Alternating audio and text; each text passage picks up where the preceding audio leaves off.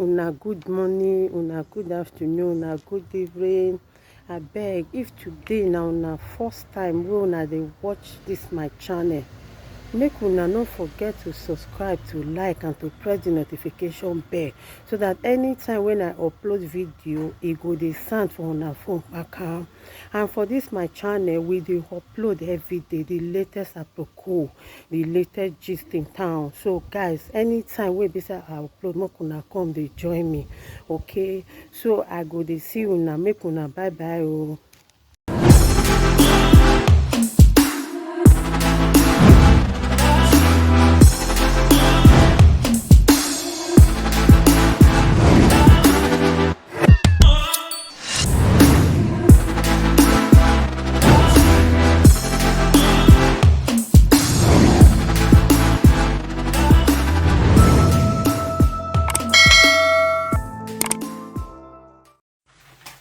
Organic viewing.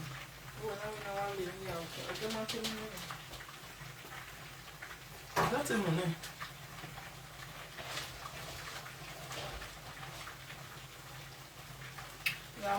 We like it.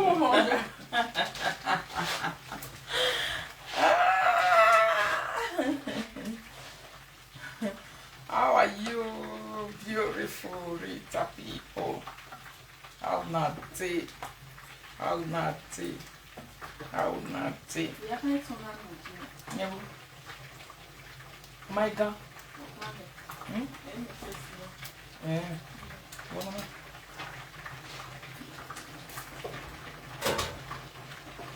How naughty, my people? Na good evening. Na good evening. Na good evening. How are you people? Mama not stay home. Oh my God, Jeka, how are you? Our people are not facing you as a small new. I said, make I just say, who be that?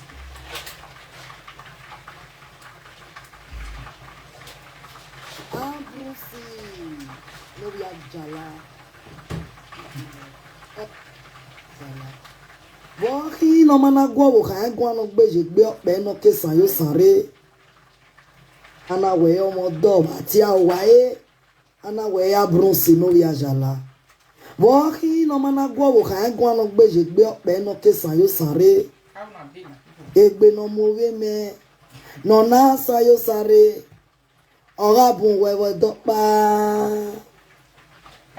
Anáwẹ̀ ọ̀dà fún ẹ ọ̀dọ̀ bíbí náà.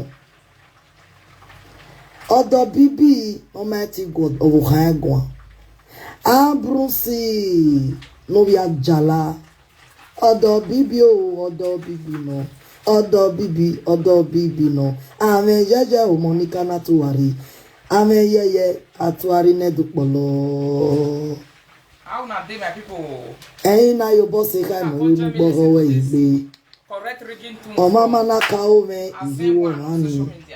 Kuba kere ya nu ya tota ye social media ya mo ebo ge hian no si jije megbe o ya mo ebo gbe bo ya no lega me imaze yo we okedu se do pa emi audio na do lati ha o e audio no lati ana o ma kan we ama so ni we so emi no kan we ru we o na we ti mo so pe ẹ̀yin náà wẹ̀ àwọ̀ ọ̀rá ẹrú wà káwẹ́ déjì mẹ́nẹ́kẹ́tì mẹ́jì dẹ́dẹ́wẹ́ mi bèrè ọ́ o.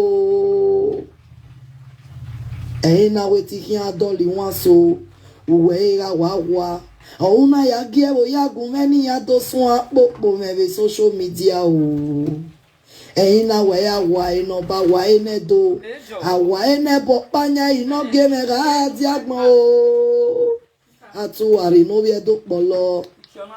Abrusi no viajala okove me yo bosu du mame kama me yin ya kumela wa me ki magedo viemi wegarie na ga mi ru ya zobi wa popo we yi kiere bo viemi wegarie ẹ̀yin náà be la jena yo bosse kan we na we mo o we da ke na we me ame we na bi uwe me o gbegbegbe o una ye giema gume e oja me la dena wa awa ino ba wa ene do awa ene bo panya ino lele mere uma ese no ta mame weni panu enu do weni mana zewe popo atuari no via do polo ne Monica ore orie eina do pe mana lelewe atuari no via do polo atuari no via do polo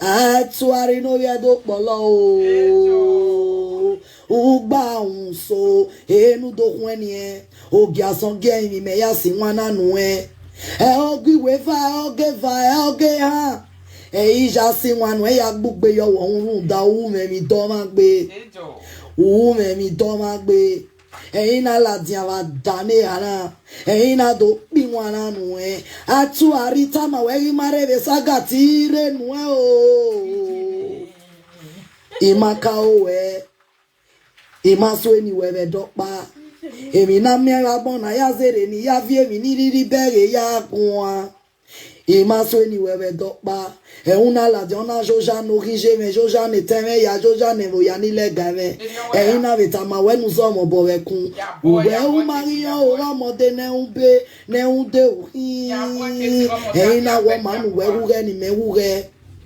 ave ni ka o ya no ka we ti o ba o ave bo panya ino lele mega di agbon be dene ira ka we atuari emi ya ni riri ya u wa ga bi o seme imana ka we emi ona we ni yen so me popo imana ka we emi ona we ni yen gie ma gume do ya popo me ni yen ku me la wa be social media wa ga ge gbagbon de gbe o atuari o ede no gbe na do no muna wa do gba se yo me atuari no via do polo de ba do bibi no me na brusi no via ajala ati ahun ni ri hun ni e mo ti wa nu wa do hun ni e iwan na tu wa gbe yo sota unless tu wa ladian do yin ame o me u me mi o ja o me u me mi o ja me re do yin ya a bi ma wa egbe kan wo e doba wa gbe kan ri ko wa gbe kan ke kode emi jisha ya no ro e doba wa jiyan polori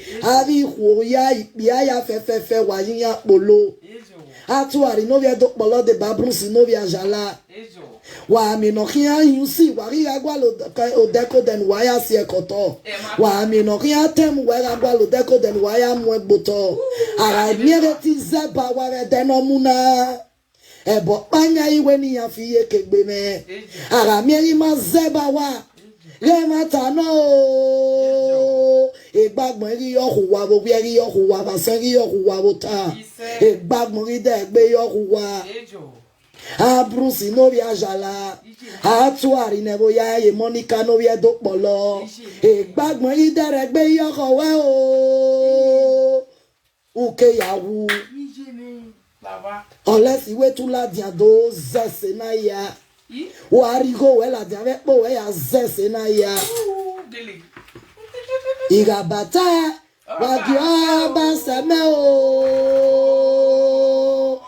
me ume mi oja o emi na tu ari ume go da me gbe na re do gui ma son gui ma van na re do gui ma pepe na re do gui ma boya na re do gui ma bo hen ya emi no ume da me gbe atu ari no bi do polo ne bo ya ye Monica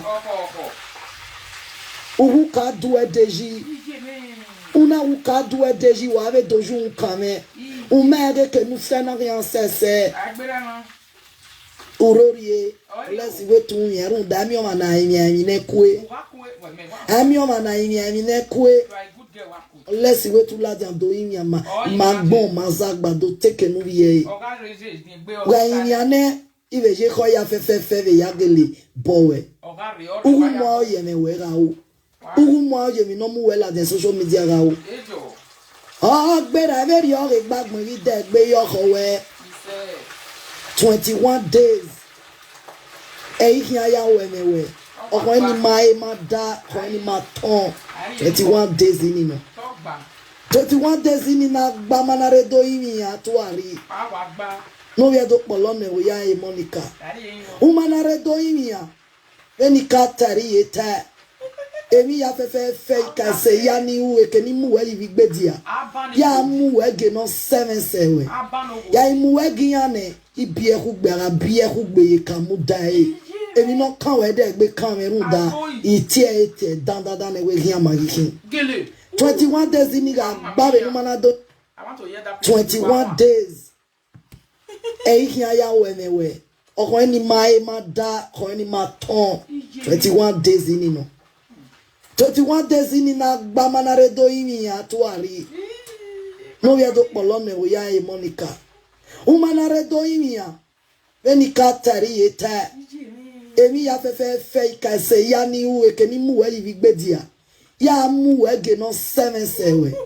Ya mu we gi ane ibie hu gbara bie hu gbe ka mu dai.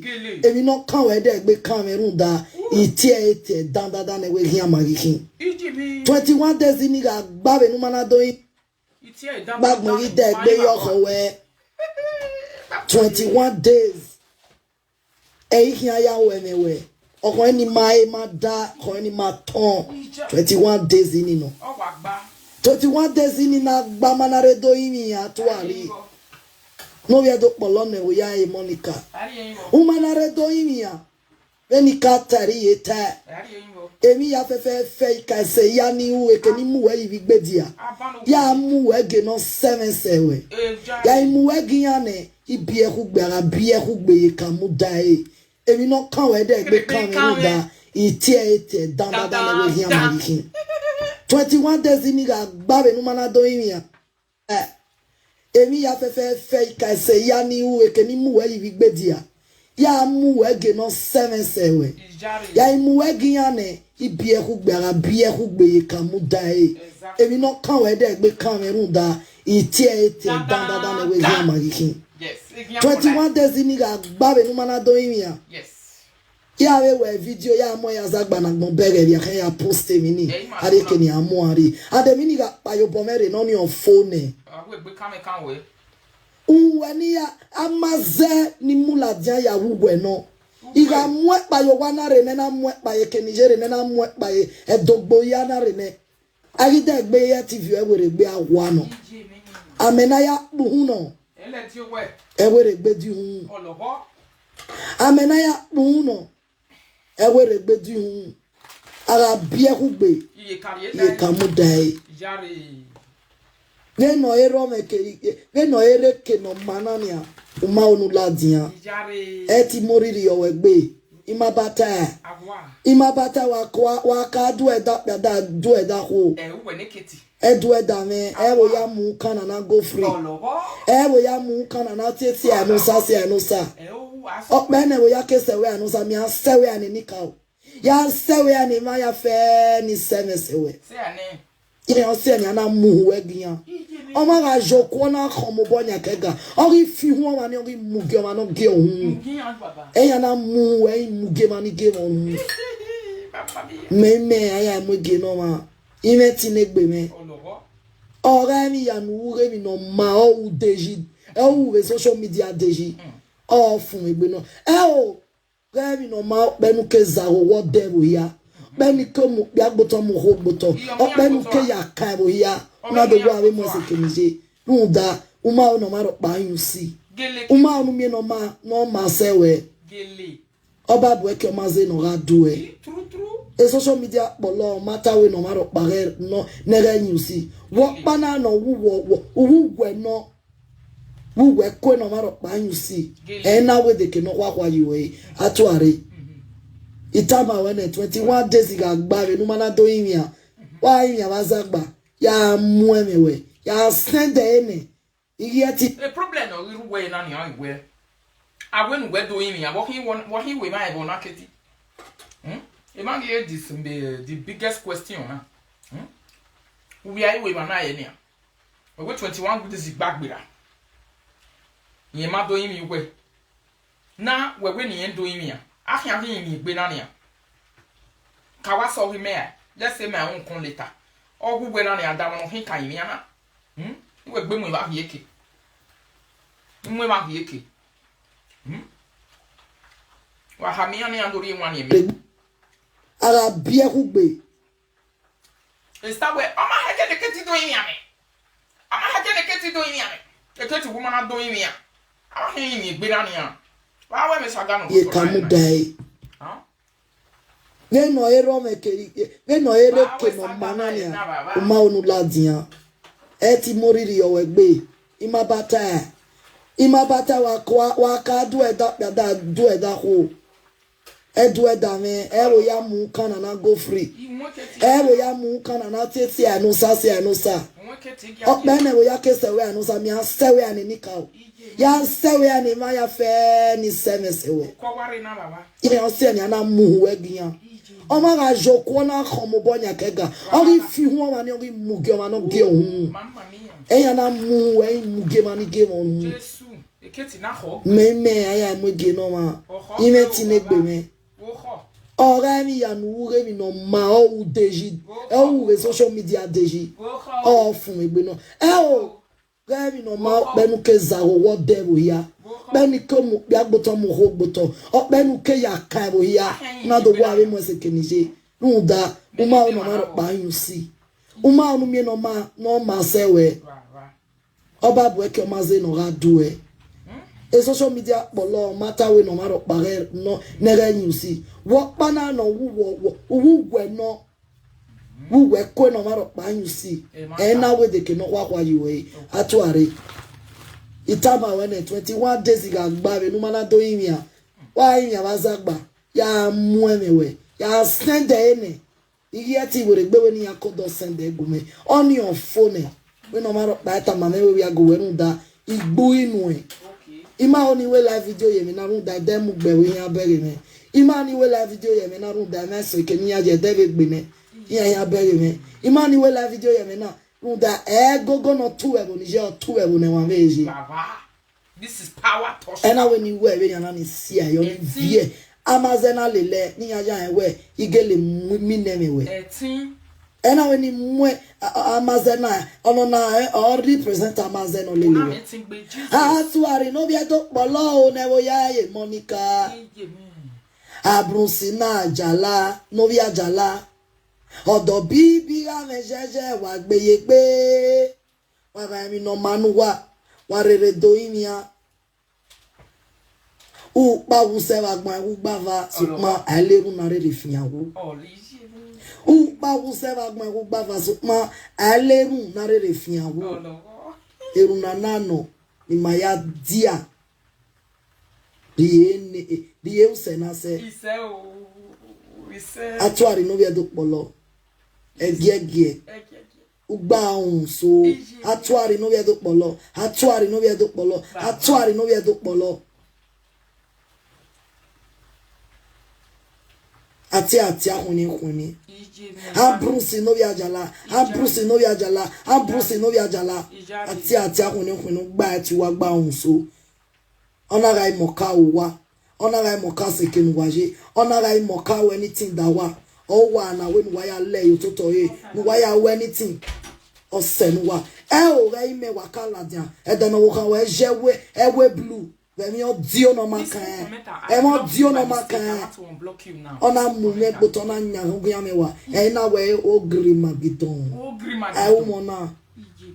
O grima. Ami o ma negbe kan sukma o risegbe. Ono nana do se. O si e venu we ya gbe kan me kere ni ade rovije me rovie bo ya no lega me. Ima zeyo we. O rovije we. Mama mia. Ima zeyo we. Ina wa mi o megbe kan wa mi se we aye me be ze dia gbe kan ma gmeso so ma mu du keke yare na mo be audio imata we ni we mata mi ro paru we una mu me una we nu nyanga me wana we nu je nu ja gbon ya kinugin ya me au me emi una ma wa o pe na ma wa o ona manu Emma wa we ma no bun se ma no ma no Emma wa we ma no bun o mama yeye ulo efe ulo efe mi o de nu mu dia yina ulo efe lele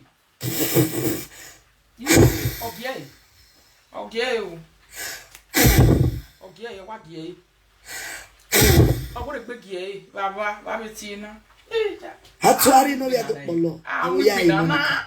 Hatuari no via do polo. Ewo ya Monica. Hatuari no via do polo. Habrusi no via jala. Habrusi no via jala. Habrusi no via jala.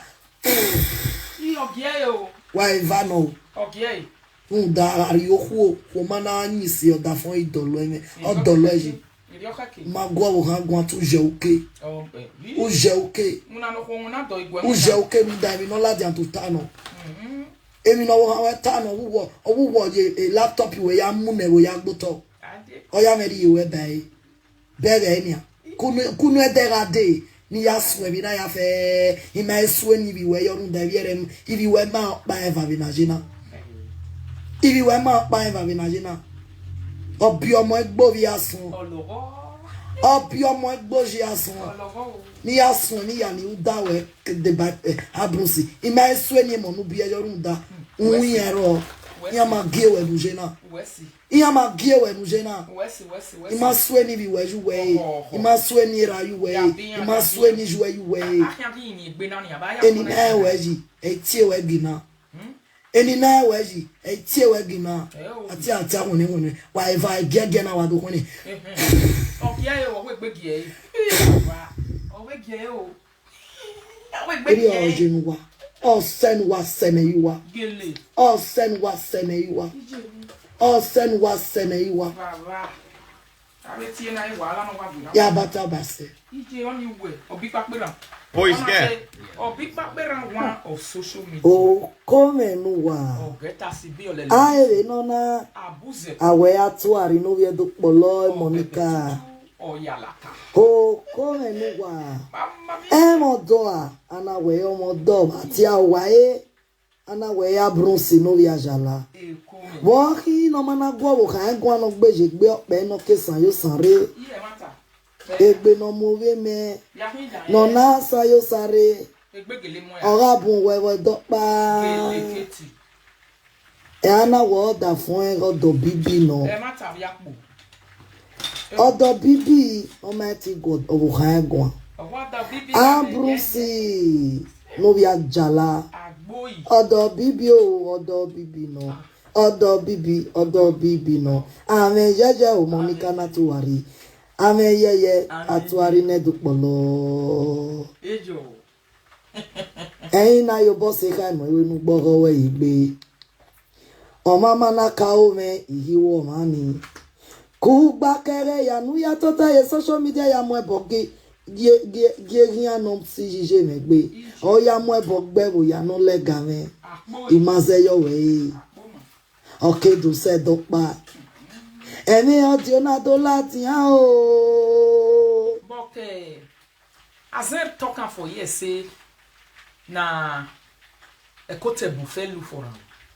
As I talking for years say eko ko kagwalinyeri. Is it true? Now so she talking for this video. Till today we have not known the truth. Or we kote bo kagwalinyeri. Or we cook back again ya login or ya pokpin. It has entered the video now. What damn you, my people? Let me take it back. Or we kege ya pokpin. I'm not my man understand the word. I do not return on my man and I understand. No. Odo bibi no. Ame jeje o Monica na tuwari. Ame yeye atuari ne dupolo. Eyin na yo boss e kai mo yo nu gboro we igbe. O mama na ka o me ihiwo mani. Ku gba kere ya nu ya tota ye social media ya mo eboge. Gie no si jije megbe. O ya mo ebogbe wo ya no lega me. Imaze yo we. Okay do se dokpa. Emi audio na do lati ha o. E audio no lati ana. O ma kan we. Ama so anywhere so you no kan we ru we. Na we yen no ma kan go. Apology yare me no de. Otewu ijogbonu da mi. No da ya ke mi aga give ye so ye ge da we gbe. Ye ge da we gbe take it easy o ha so no da do give ye apology me do fi na gwana ya we to ye so. Huh? They say still they cry. Now we need to do na man. Ni me now we go na buy. Ye who we doing me. Where you hear me? Who is going to beg who? All your mama may understand. But we really need to understand this place. Imanavo me what you budget, I need to need them an hour. I can't even bring him because a week he said 21 days if he not come, if he complete, he will come back down. Eh? He say if you not come back down, we away. Or why would a big change? He say, oh, Bonobia who will buy you, what up here who know what you can buy. Now, so you talk about. Now, here for I just say, if you don't do doll like this, you'll give them back. Meaning, no settlement. Or what for finish? No settlement. Adam, you're in a yata banner. That Montaigne yata ban. Oh, a great then one that's what beg you. Awe ti mosupe. Eina we awa. Orairu wakawe deji meneke ti mengi dedewe mi veri oh. Eina we ti hian doli wan so. Uwe ga wawa.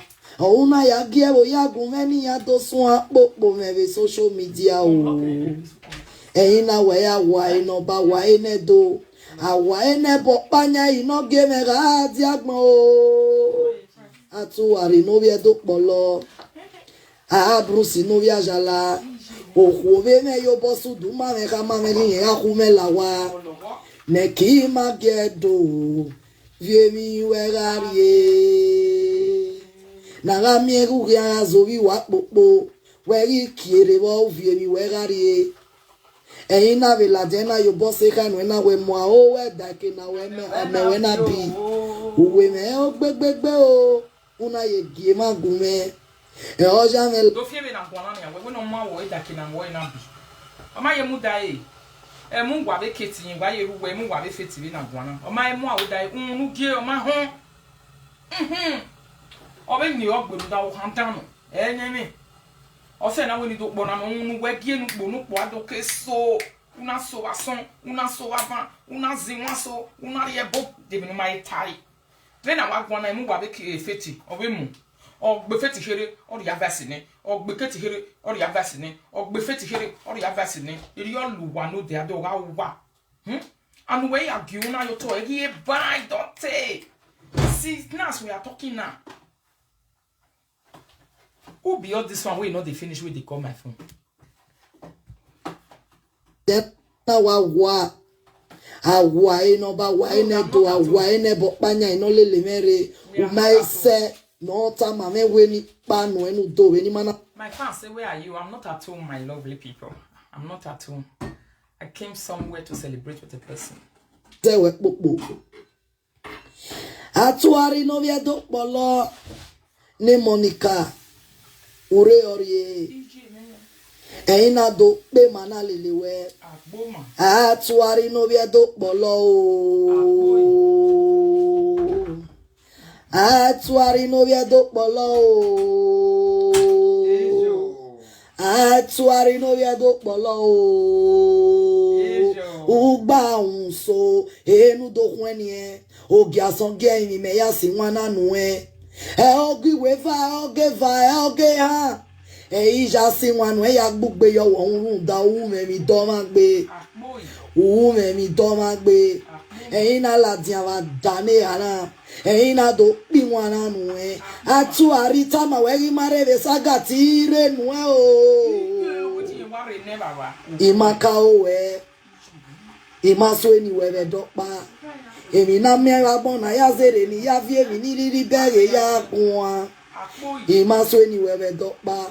Et on a la diana joja nourrigé mais joja n'était ya joja ne voyani les gamins et il n'avait pas ma nous sommes bon avec ouais ou marion au ramode ne un be ne un de et il n'a pas man ouais ou ni me ou avec ni kao ya no kawe tiens ba o avec panya ino le meradi a mo vedene ira kawe atuari mi emi aniriri ya uware bi oseme imana kawe emi ona we ni yezo me popo imana kawe emi ona we ni ye gie magume do ya popo me ni ye kume la wa be social media ware ge gbagbon de gbe atuari o ede no gbe na do no muna wa do gba se yo me atuari no vie do polo de ba do bibi no me na brusi no vie ajala. Atira tia huneri hunie mo ti wa nu wa do hunie Iwana tu wa gbe yo sota. Unless tu wa la diyan do yin yan me. O me mi o ja. O me mi o ja negere do yin yan. Abi ma wa egbe kan mo e doba. Wa gbe kan ori ko wa gbe kan ke kode. Emi jisha ya no ro e doba wa jiyan polori. Abi ho ya ya fe wa jiyan polo. Atu ari no be do polo de babrun si no be ajala. Wa mi no kian yusi wa ri agwa lo o deko den wa ya si ekoto wa mi no kian tem wa agwa lo deko den wa ya mu egboto ara miere ti zeba wa re den omuna ebo panya iwe ni ya fi ekegbe me ara mieri ma zeba wa re mata no egbagbon ri yo wa bo bi ri yo wa ba san ri yo wa bo ta egbagbon ri de gbe yo wa Abrusi no via jala. Atuari nebo ya ye Monica no via do polo. Gbagmo yi dere gbe yo kowe o. Uke yawu. Unless iwe tu la dia do zese na ya. Wari go we la dia ve po we ya zese na ya. Zingbeje yo ho. Igabata wagyo ba seme o. Ume mi o ja o. Emi na tu ari ume go da me gbe. Eyin na re do gui ma son gui ma van. Eyin na re do gui ma pepe. Eyin na re do gui ma bo boya. Eyin na re do gui ma bo hen ya. Take it easy, je ho. Emi no ume da me gbe. Atu ari no be do polo ne bo ya ye Monica. Ai ko la here je ho. Uhu ka du e deji. Una uka duwe deji wa ave doju unkame. Umere ke nou se nan rien sese. Urorie. Olesi we tu yerun da mi o mana imi ne kwe. Ami o mana imi ne kwe. Olesi we tu la dian do imi ama. Magbon mazagba do teke nou ye. Urere forgive. Wa imi ane ibe je ko ya fe ve ya gele bowe. Mo ye me we ra o. Moi je me nomme wela des social media ga o gbera very o gbagbon ri de gbe yo kowe 21 days o gbagba kian ya we mewe okon ni ma da ko ni ma ton 21 days ni no 21 days ni na gba manare do yin ya to ari olowo no we do polo me we ya e Monica manare do yin ya beni ka tari eta emi ya fe ka se ya ni u eke ni mu we yi gbedia ya mu we ge no 7 sewe ya mu we gi ya ne ibi e ku gbara bi e ku gbe kan mu dai emi no kan we de gbe kan run da iti dan na we gi amari kin 21 days ni ga gba be nu mana do yin ya we video ya mo ya zagba na gbon bere bi ya post mi ni ade ke ni amo ari ade mi ni ga payo pomere no mi on phone fetish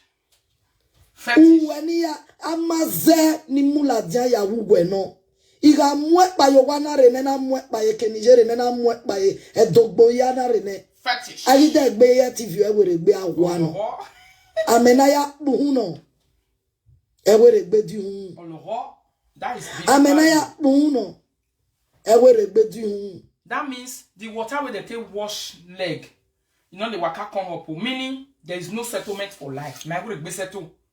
You get the time, or wait down. Or why would it be me video? He say for two of them to settle, ground go open, sky go, everything go scatter. He said they can never settle and they can never play again. And he say if you open door finish for Bini, you give them back. Meaning, if you open door, if you don't turn finish, you give them back, you waka come out. Meaning, everything where she do, she give them back and she waka come out. She is sure. If she not come beg. So, and the other one, I will also remind you with a video. The other one was also saying, "Oh my God, let me do him, man. Oh my God, let me do him, man. Mudiao, ah, bena, na problem de grand so. Ara bia hugbe ye kamudai. Yes, don't be like that one is true. We no ero ere ke no manania uma onu ladia. Eti moriri yo wegbe. Imabata wa ka do eda ho. Edwe dame, ewo ya mu kana na go free. Ewo ya mu kana na tete anusa si anusa. That's true. Bene wo ya kese we anusa mi asewe ani nika. Ya sewe ani ma ya fe ni semesewe. Ye onse ni ana mu we gian. O ma ga joko na khomo bonya kega. Ori fi hu ma ni ori mu ge ma no ge ohun. Ofiam. E ya na mu we mu ge ma ni ge ohun. Ofu ohun pa. Me aya mo ge no ma. Ime ti ne gbe me. Eketi no. Ora mi ya nu re mi no ma o deji. E o re social media deji.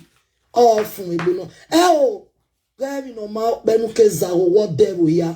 Beni ko mu bi agboto mu ho gboto. O benu ke ya ka wo ya. Na do wa we mo se kenije. Unda uma o no ma ro pa yin si. Uma o mi no ma se we. Oba bo e ke o ma ze no ga do e. I'll still tell you now. I'll play another audio way for say. Echo masse. Echo your masse. Then that one, the other one also get up the way the other one also say. Even you know, small, my quarry lohiri. Very interesting. A social media bolo matter we no matter bare no nega you see. What bana no who we no who we ko no matter ban you see. And now we they cannot walk while you way. Atuare. Itama when 21 days iga gba be no mana do imia. Wa imia bazagba. Ya muemewe. Ya send ene. Iyeti we gbe we ni akodo send e gume. On your phone. We no matter by time mama we ya go we no da igbo inu e. Ima oni we live video ye mi na run da dem gbe we yan bere me. Ima ni we live video ye mi na run da message ke ni ya je dere gbe ne. Ya bere me. Ima ni we live video ye mi na that go no 2 ebo ni je 2 ebo ne wan veje. That's true. Different time. And when you wear you na see you ni vie amazonale. That one is true, Sha. What she said there is true. Time is different in different place. When you people who are in US now, their time is different from people who are in even in that same US. Time zone is very different. Not the same time. This time is different. The other time is different. She was actually right over there. Don't worry, right away back. Ni aja ewe igele minemewe. Ena we ni mwe amazena ono na o represent amazena lelewe. Yeah. Atuari no bia to polo ne wo ya ye Monica. Abrunsi na jala no bia jala. Odo bibi ga mejeje wa gbeye gbe.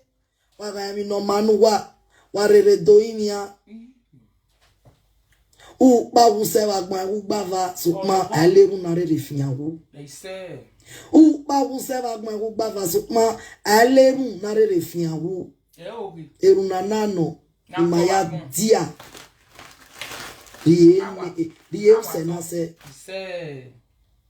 Atuari no bia do polo. Egie. Ugba un so atuari no bia do polo. Atuari no bia do polo. Atuari no bia do polo. Ati ahuni. Okay. Abrusi no viajala. Ati ahuni gba ati wa gba unso. Okay. Onaga imoka uwa. Onaga imoka sekin waje. Onaga imoka anything da wa. O wa na we nu ya le yototo nu wa ya anything. O se nu wa. O ga ime wakala dia. E da no wo we jewe ewe blue. Vemi o dio no makan. E mo dio no makan. Ona mu me gboto na nya hu ya mewa. Ije me. Awori yen gboto nya hu yen wa. Which blue shirt be that one? Awori na coffee boje we blue. Awona be yen gboto na nya hu yen wa. De na coffee boje we blue na yi. No ri e gboto no nya gan wa na. De na coffee boje we blue no ri e gboto na nya gan wa. That's what I don't understand. I can't remember. I can't really say. Ina we o grima bidon. I wona. Ami o ma negbe kan ma sukma ori segbe ono nana do se. O si e venu we ya gbe kan me kere ni ade rovije me rovie bo ya no lega me. Ima zeyo we. Ina we mi o ma negbe kan ma mi se we ya e me be ze dia gbe kan ma gbaso. Sukma mudu keke yare na. Mo be audio. Imata we ni we mata mi rokparu we. Una mumer una we nu nyanga me wana we nu je. Nu jagmo ya kingugia me. Aume. Emi nu na mama o ya na mama o. La rea kofi bo wana kaya gwale keti ye. Keti is confirming it who woka do gwale ye. And we wena doing me we. Woka ya gwale yere, why did you do that? Wana we boy. Mano. Emma wa we ma no buse ma no. Emma wa we ma no bun. Emma ye. Ulo efe. Ologo. Ulo efe yo de no mu dia ina. Ologo. Ulo efe. Ologo. Ogie yo. Inji mo we gbe gie ege. Keti na ko gbe. E keti ko gbe o salu. Hatuari no via dokpolo. E wo ya e Monica. Hatuari no via dokpolo. E wo ya e Monica. Hatuari no via dokpolo. Habrusi no via jala. Habrusi no via jala. Habrusi no via jala. Why vano? Unda ari ohu o mana anyisi odafon idolo eme. Odolo eji. Magwa wo hangwa tu je oke. O je oke. O je oke nda mi no la di antutano. Emi no wo tano wo ye laptop we ya mune we ya gboto. Oya meri we dai. Bere enia. Kunu ederade ni ya swe bi na ya fe ima eswe ni bi we yo nda bierem ibi we ma pa eva bi na jina. Ibi we ma pa eva bi na jina. Obi omo egbo bi asun.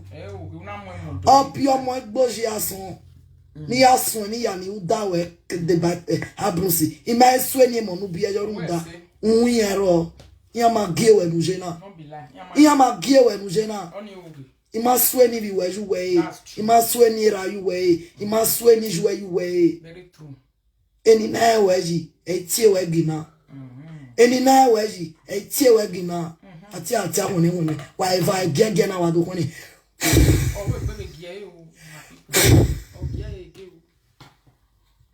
Eri ojenwa. O senwa seneiwa. O senwa seneiwa. O senwa seneiwa. Yeah, but we did that with help. The social media talking and do. One thing where I tell like this kid, anything where you talk, you must carry and reach. One thing where I tell like him. Anything where she talk. They like you kibo. Why be who know we carry die? Yes. When if she don't do one for 21 days to win, that is the end. I be who not yet that won't kill who is your way we could do for life. When you mure or when I'm mure, when why having why ma. With my wedding, my fair. My wedding, my jerry, because when I eat one on a coffee boy, we are both doing me, or we are work for coffee boy doing me. A coffee boy, we are boy me, we are work coffee boy me. A man of him kind meow. That is where the problem is now. A coffee boy, we are mana me and dan, or we are coffee boy mana me and dan. That is where the problem is right now. So who is going to beg who? Oh, it's a challenge of begging who. We are looking who is going to beg. Because a video no coffee boy now way. I have not doing me. I have not doing anything about big women. My apology here. I can apology. We are looking for our lost apology. Our apology is missing on social media, and we are looking for it. We don't know where our apology is hiding. It's so what we Kitty. It's so what we coffee boy. A coffee boy saying a lie, saying we are has day. We are saying a lie, saying a coffee boy has the apology day. We are still looking to see who exactly is holding the apology from the two of them. Who is going to give it to who? Is it a coffee boy that is going to give to Oyakbo, or Oyakbo that is going to give to a coffee boy? Who exactly is going to give to who? That's what we are looking for. Since morning, I've been looking for it. And the men Kate Nigeria. Because a coffee boy say, if Kate come from Nigeria, say go come beat me. That's why a coffee boy talk. Now I say me, I fed the they remind them, maybe they do warm up for grant.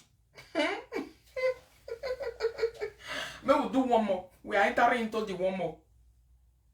This is a begging challenge. Please, who will beg who? So, what is your opinion? Who do you think is going to is going to beg? Is it a Kofi Kpo that will beg Obiakpo, or Obiakpo that will beg a Kofi Kpo? What is your opinion?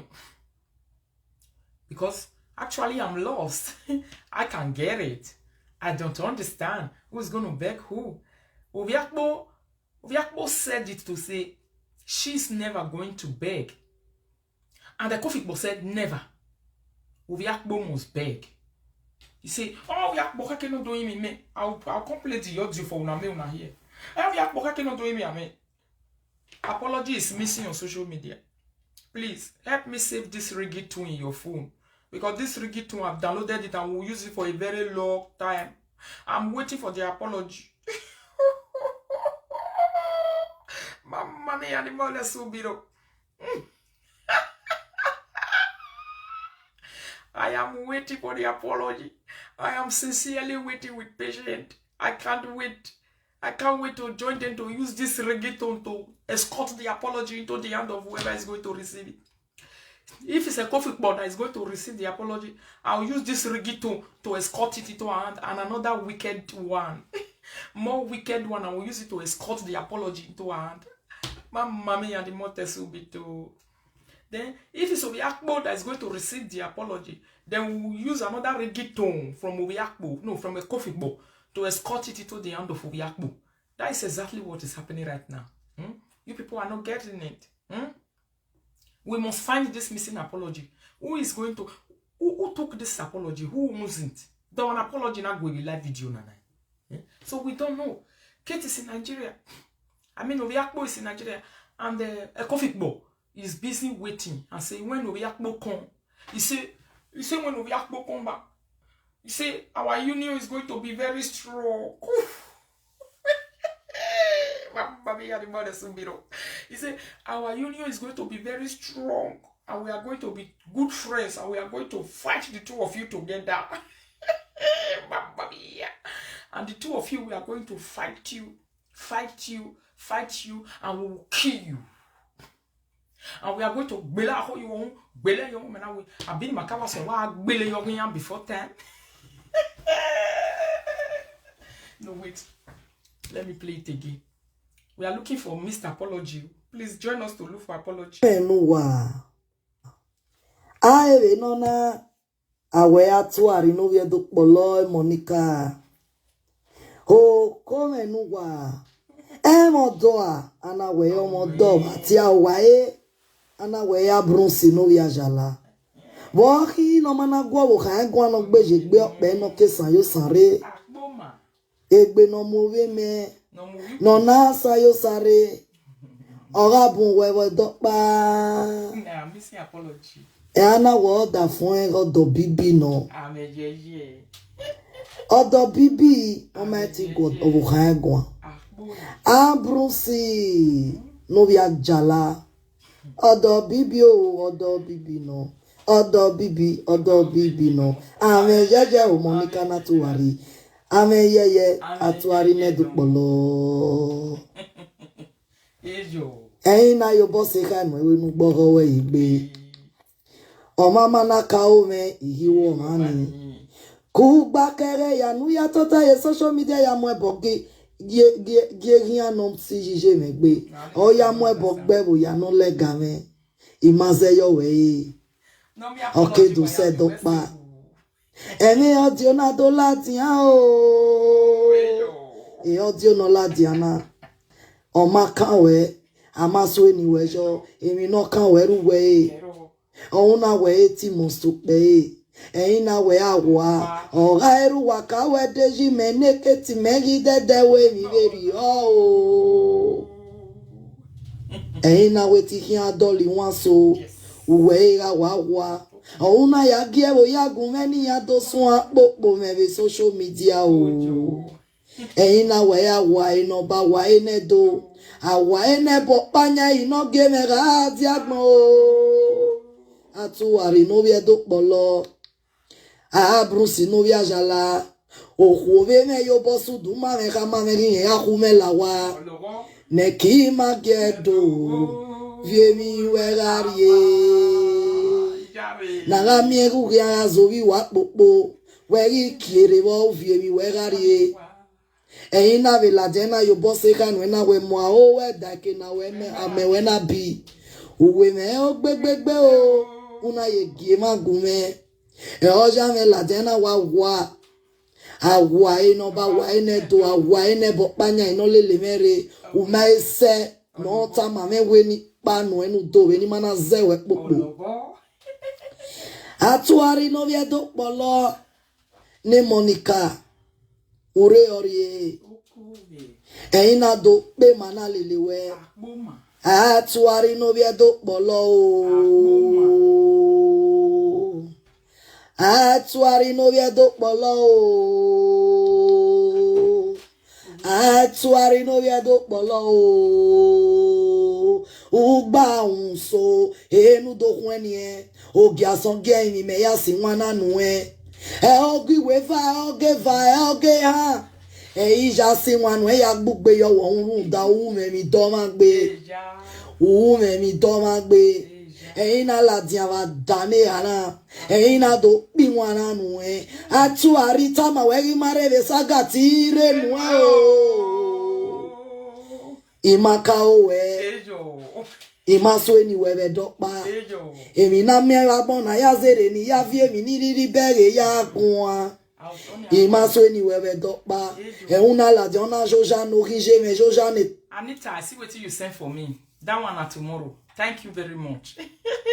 me ya joja ne bo ya ni lega me e ina vitama wenu so mo bo we kun uwe u marion o amode ne unbe ne unde o e ina wo manu we hu re ni me hu re ave ni ka o ya no ka we ti o ba o ave bo panya ino lele mera di agbon vedene ira ka we atuari emi ani riri ya u wa re gi oseme imana ka we emi ona we ni yen so me popo imana ka we emi ona we ni yen gie ma gume do ya popo me ni yen ku me la wa be social media wa re ge gbagbon de gbe o atuari o ede no gbe na do no muna wa do gba se yo me atuari no vie do polo de ba do bibi no me na brusi no vie ajala atira ti ahun ni ri hun ni e mo ti wa nu wa do hun ni e iwana tu wa gbe yo sota unless tu wa ladin ado irin ame o me u me mi o ja negere do irin avie ma wa egbe kan wo edoba wa gbe kan ori eko wa gbe kan o kekode emi jisha ya no ro edoba wa jiyan polori e ma ya nu wa e wa ma we gbo ma be kiti nu wa e ki Oge keti ya lo wa gbe oge keti ya se lo wa why do aru hu gidi ko why do ye tebu oge keti ya lo wa gbe e yo sa lo bo e me wa en keti so wa e ko fi po e keti wo ga lo gbe o ya po we tu ya su se iho ya fe wa yin polo atuari no vie do polo de babrunsi no vie ajala wa mi no kia yusi wa ri agwa lo o deko den wa ya si ekoto wa mi no kia tem wa agwa lo deko den wa ya mu egboto ara miere ti zeba wa re den omuna ebo panya iwe ni ya fi ye kegbe me ara mieri ma zeba wa re mata no egbagbon ri yo huwa bo ri yo huwa ba se ri yo huwa bo ta egbagbon ri de gbe yo huwa abrusi no via jala atuari ne boya ye Monica no via do polo egbagbon ri de re gbe yo ko we o uke yawu unless we tu la dia do zese na ya grab your copy wa ri go we la dia ve po we ya zese na ya apology na ti hin ile no ma go e irabata wa gi oba seme o ọ̀rẹ́ ume mi o ja o èmi na tu ari ume go da me gbe ẹ̀yin na re do gui ma son gui ma van ẹ̀yin na re do gui ma pepe ẹ̀yin na re do gui ma bo ya ẹ̀yin na re do gui ma bo hen ya èmi no ume da me gbe atuari no vie do polo ne bo ya ye Monica uhu ka du edeji una u ka du edeji wa ave doju nkame umere ke nu se na rien cesse Urorie. Lesi wetu yeru dami oma na imi nekwe. Ami oma na imi nekwe. Lesi wetu la diando imi ama. Magbon mazagba do teke nu ye. Apology for say. Wa imi ane. Ibe je khoya fe ve yagele bowe. Ugu mo ye me we ga o. Okay. Ugu mo ye mi no mu we la den social media ga o. Oga mu George is egbe. Oh, gbe na very o re gbagbon ri de gbe yo khowe. 21 days. Oh wa gba. Eyikin aya we me we.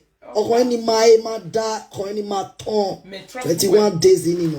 Oh gba. 21 days ini na gba manare do imi ya to ari. No we do polo me we ya e Monica. Umanare do imi ya. Eni ka tari eta. Jesu. Emi ya fe ka se ya ni u e ke ni mu we yi gbedia. Ya mu we ge no 7 sewe. Ya mu we ge ya ne ibi e ku gbara bi e ku gbe ye kan mu dai. Emi no kan we de gbe Cameroon da itie dan ne we ge amagi kin. Oh yeah. 21 days ni ga gba be nu mana do imi ya. Oh wait. Ya we video ya mo ya. Oh wait 21 days ga gba. O mana do imi awon yen tie dan. O woni on fo.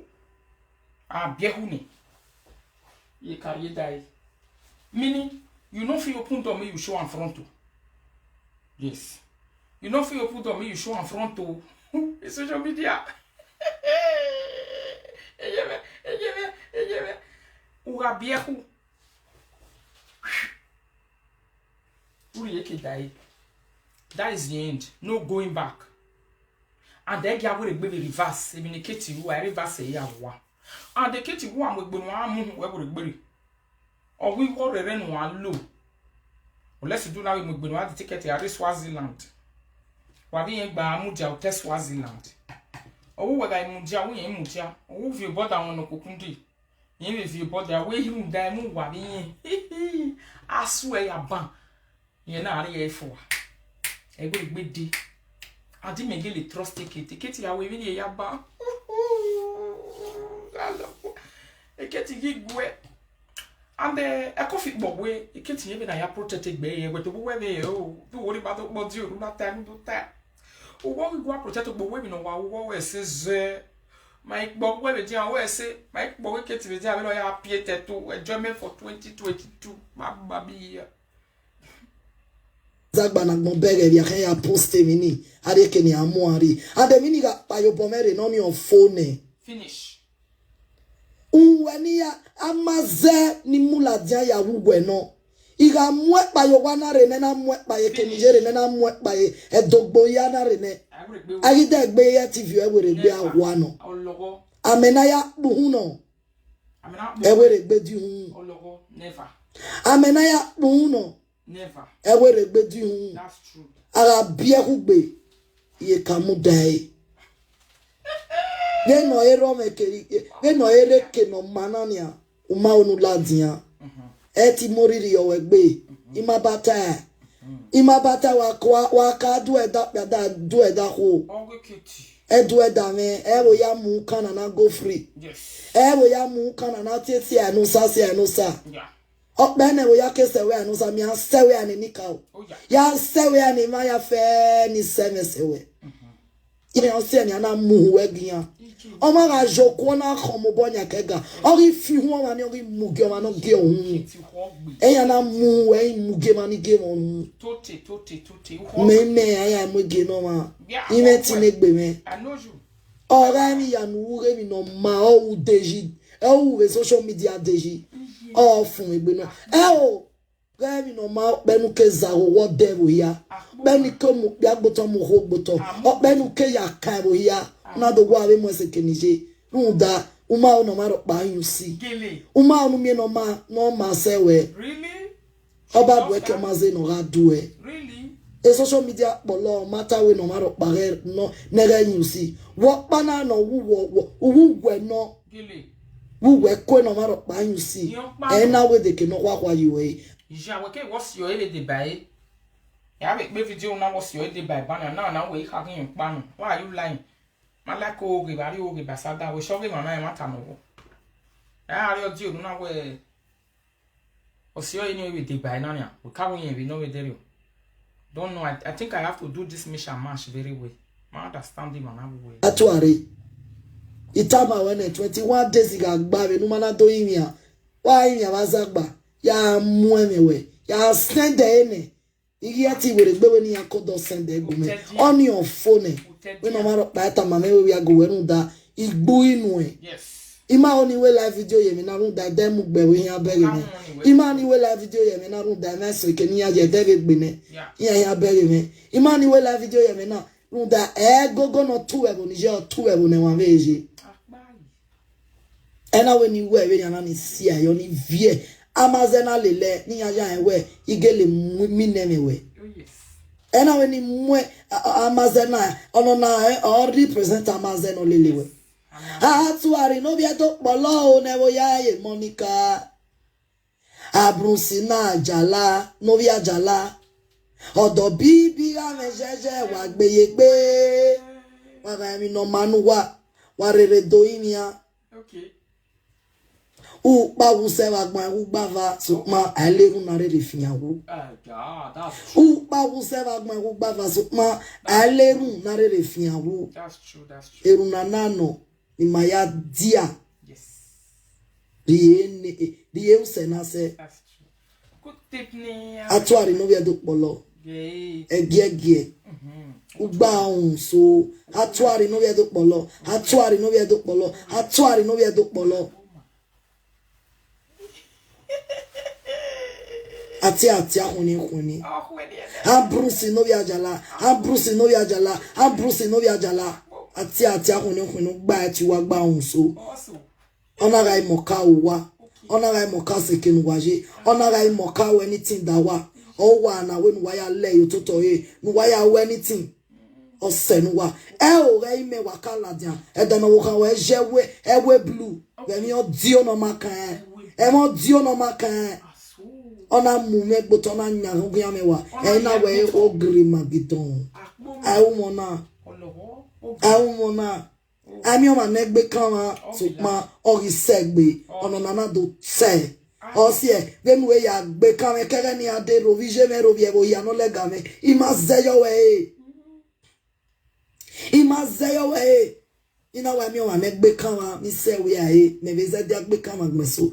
So ma mu du keke yare na. Mama Jewe Blue. Huh? But who is going to give this apology to? Mudia, why you can some apology now? I really want to. I'm interested in this. Why I'm interested in apology now? Final notice. Why I'm interested in apology now? I don't understand. Like, I'm interested for real. On a way. After 21 days. Oh. Really? You don't send and call my WhatsApp. I don't see him. That's what you say you send call my WhatsApp. Resend them again. You don't do my WhatsApp.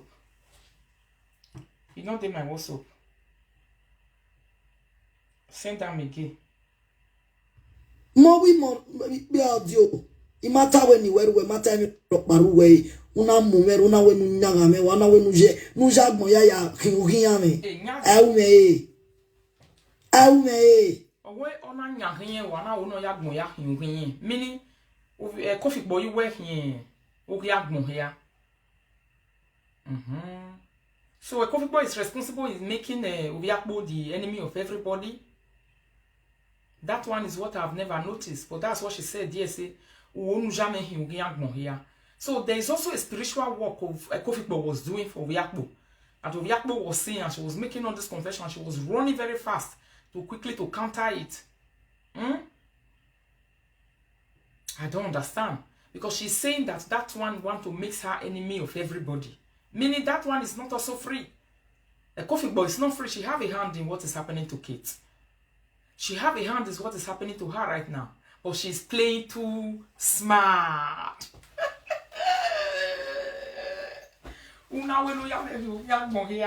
You see, she's playing smart right now. She's hiding herself and she's trying to be a friend. But we will not allow it to be. Yeah. We will always bring out the truth the way it is. We will find the truth because the truth is missing. Yeah.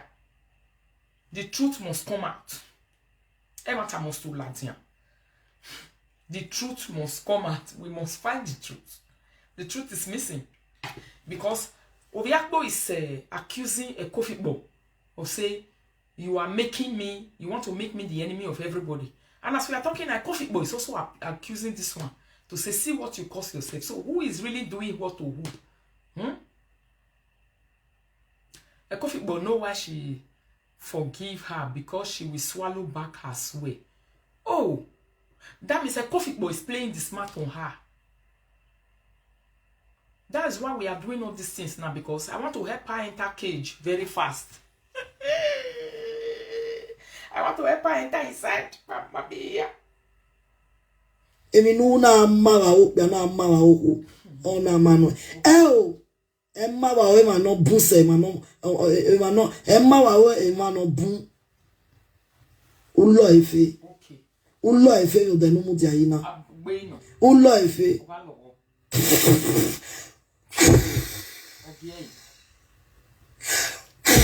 Oh, wait, big year for the second time. Oh, wait, big year for the third time. Ketigi ho, or hog with any.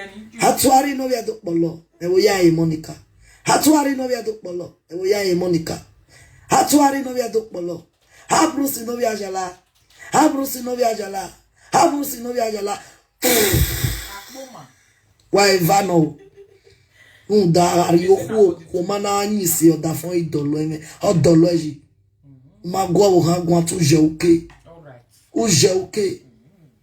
u je oke nda mi no ladi an to tano emi no wa tano wo ye laptop we ya mu ne we ya gboto oya meri we bebe enia kunu edegade ni ya swe bi na ya fe ima eswe ni bi we yo nda bi erem ibi we ma pa eva bi na jina Ibi we ma pa en va venagina.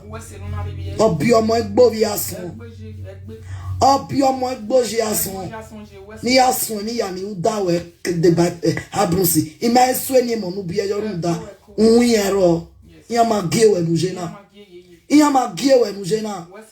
Ima swe ni bi we ju we. Ima swe ni ra yu we. Ima swe ni ju yu we. Eni na we ji. Etie we gina.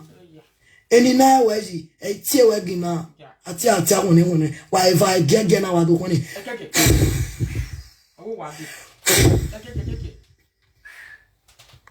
eri ojenwa o sen wa seneyiwa o sen wa seneyiwa o sen wa seneyiwa jari ya bata base oh ena tagbe o mama mia. I will see that Anita Okafor. I will see that video tomorrow. The one you sent me. And that one will be tomorrow, darling. Adiwawa. This night, watching the play, Rita. Oh. We're just looking for our lost apology. Apology way social media. We don't know who is having it. Some people say a Kofi is only the apology. And some others say Obiakpo is the one who is having it. That is what we are looking for. A Kofi say now Obiakpo get her. Obiakpo say now a Kofi get her. So, Mama yen no apology. Do Obiakpo apology we Kofi. There Kofi we apology we Obiakpo. That's what we are looking for. Is it a Kofi that will tender the apology, or Obiakpo that will tender the apology? Me, I'm just standing in the middle to make sure everything is done rightly. I will make sure that they do it in the right way. You know, say this kid, Obiakpo, before he reach like this, I tell him, say, go and bring out the money. You go bring her.